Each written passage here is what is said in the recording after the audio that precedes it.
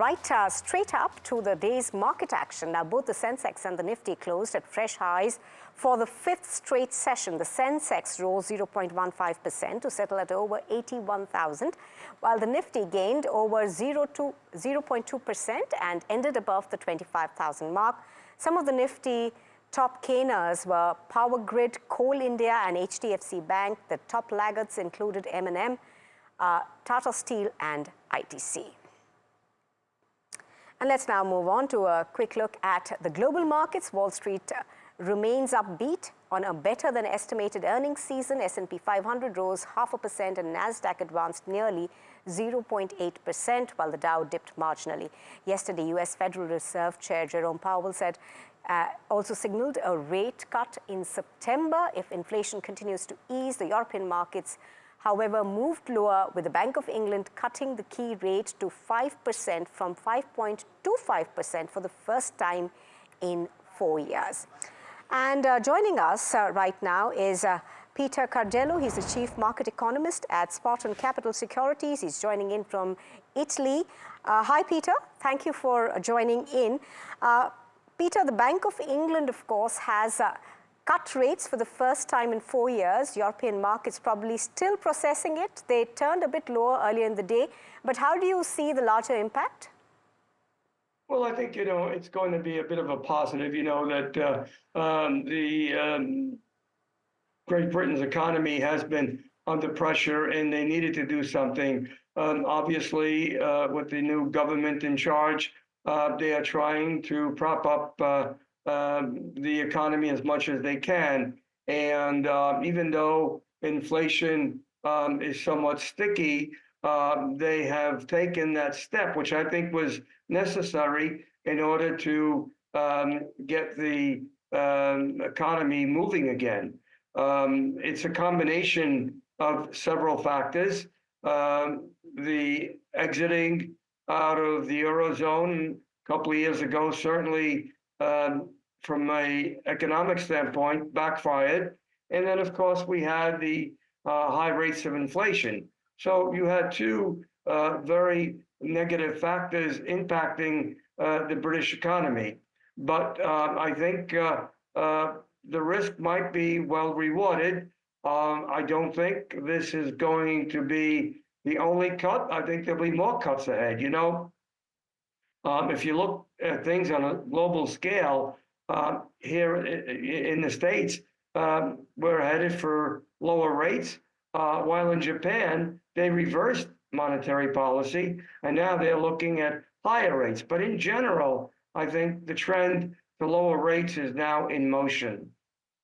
Right. So of course, the statement that came in from the Fed yesterday also seemed to signal that a rate cut could now be on the cards in September. Yes, I think there was a clear signal from that. Not so much in the communique, because the communique really didn't offer that, but certainly Jerome Powell did during the press conference, and he mentioned that not once, but many times, that a rate cut is likely in September. And I think he also, made it a point to communicate to the markets that the risk lies on both sides. Higher inflation, which would mean perhaps no rate cuts and maybe even a hike, and of course, risk to an economic downturn. And I think that we're probably headed for a surprise in September. I think we could see a 0.5% point drop in interest rates, because if you look at some of the macro news that we've been getting lately, certainly it's not been all that great. Look at the PMI today. That fell rather sharply. That's in contraction now. And so factory activity is basically falling out a bit, and that's a key to future growth.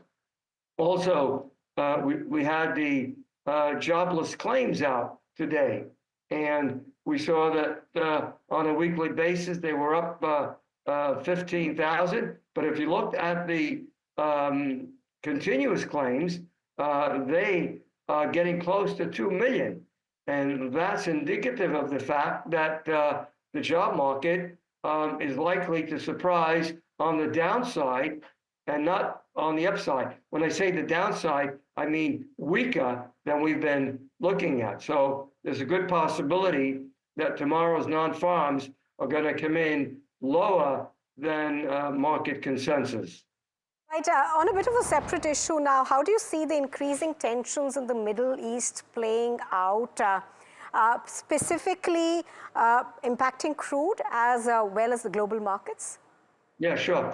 Well, you know, a technical erosion was abated just the other day because of the latest heightened geopolitical tension.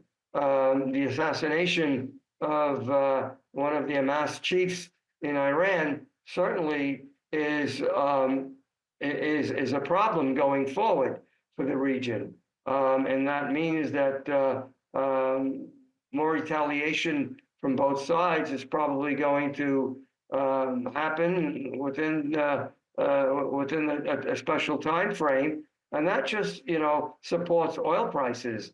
And even from a fundamental viewpoint, over the past 5 weeks, we've been seeing huge amounts of drops in crude stockpiles, and that, from a fundamental viewpoint, is positive. So I think with the escalation of geopolitical worries, that the price of oil is likely to get back around that $82, $83 level.